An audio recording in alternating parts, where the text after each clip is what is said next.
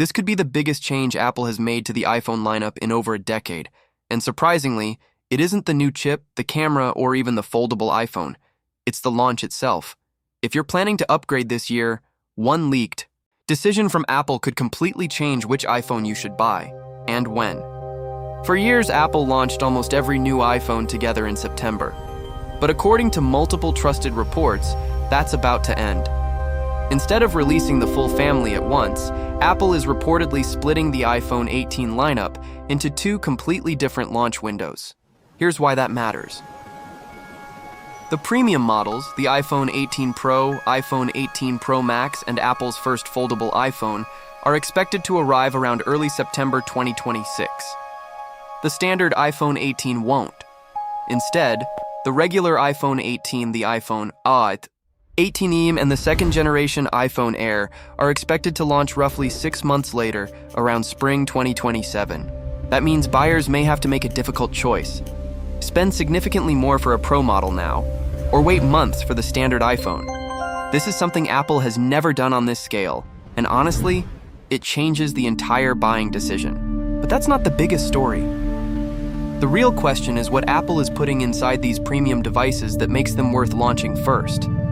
The headline upgrade is expected to be Apple's new A20 Pro processor. Instead of another small yearly improvement, this chip is rumored to move to TSMC's advanced 2nm manufacturing process. That sounds technical, but in real-world use it could mean faster app launches, better gaming performance, lower heat, and noticeably longer battery life. For creators editing 4K video, professionals running multiple apps, or gamers pushing maximum graphics, efficiency matters just as much as raw speed. A more efficient processor means less power wasted as heat. It also means the battery lasts longer without needing a larger phone. Although, Apple may actually be making the phones larger anyway. Recent leaks suggest both Pro models could become slightly thicker. Normally that wouldn't sound exciting, but there's a very good reason. Apple reportedly wants to fit much larger batteries inside. Some leaks estimate the iPhone 18 Pro Max could exceed 5,200 mAh, with some engineering estimates reaching over 5,500.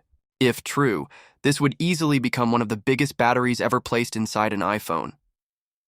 Combine that with the efficient A20 Pro chip, and battery life could become one of the biggest reasons to upgrade. For many buyers, that alone could justify waiting. But here's where things get even more interesting. Apple is reportedly bringing one of the biggest photography upgrades in years. Not more megapixels, not another zoom lens. Instead, a variable aperture. If you've used professional cameras, you'll know exactly why this matters. Instead of using one fixed opening, the camera could physically adjust how much light enters the lens. In bright sunlight, it can reduce light for sharper images. In darker environments, it can open wider to improve exposure.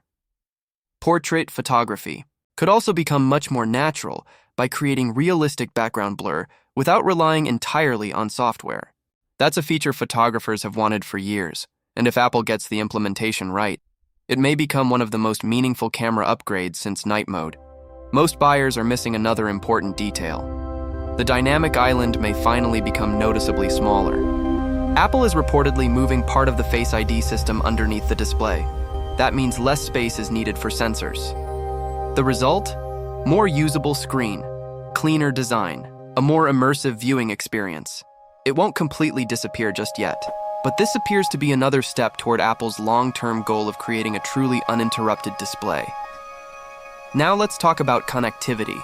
Apple is expected to continue reducing its dependence on Qualcomm by introducing its own C2 modem. Most people never think about modems until they have poor reception or weak battery life.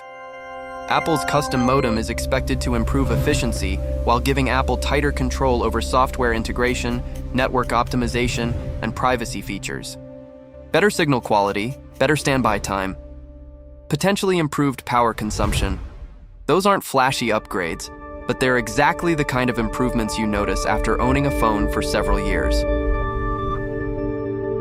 Speaking of ownership, let's discuss pricing, and this is where some buyers may hesitate. The expected starting prices are significantly higher. The regular iPhone 18 is rumored around $890. The iPhone 18 Pro could begin around $1,299. The Pro Max may reach approximately $1,399. Apple's first foldable device could exceed $1,999. Those increases are reportedly driven by rising memory costs and expensive 2nm chip production. That sounds painful. But the bigger question isn't whether they're expensive, it's whether they're worth it. Compared to Android competitors, Apple still delivers some of the strongest long-term software support, excellent resale value, and a tightly integrated ecosystem.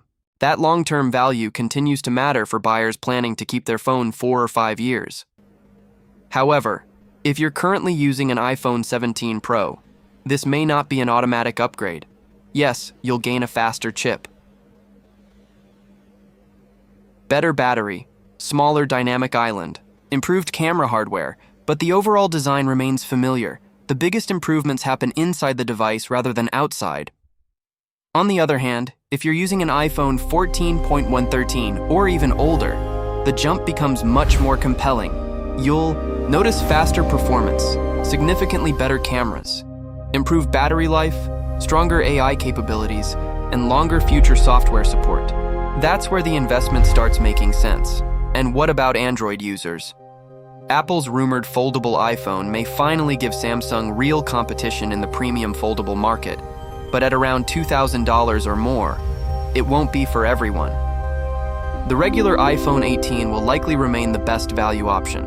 Unfortunately, you'll simply have to wait longer to buy it.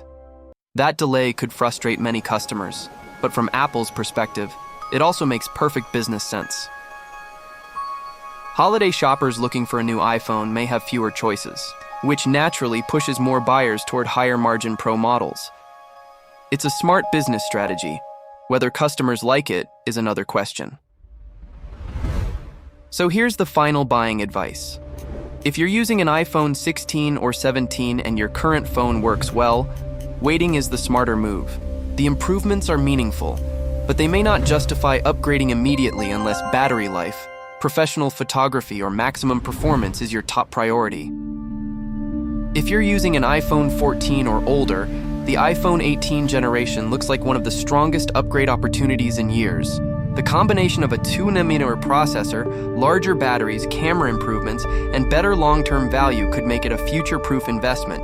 And if your budget is limited, don't rush into a Pro model just because it's available first. Waiting until spring 2027 for the standard iPhone 18 may deliver the best balance of price, performance, and long-term ownership value. The biggest surprise isn't just a faster iPhone, it's that Apple may have completely changed the way millions of people decide when to buy one.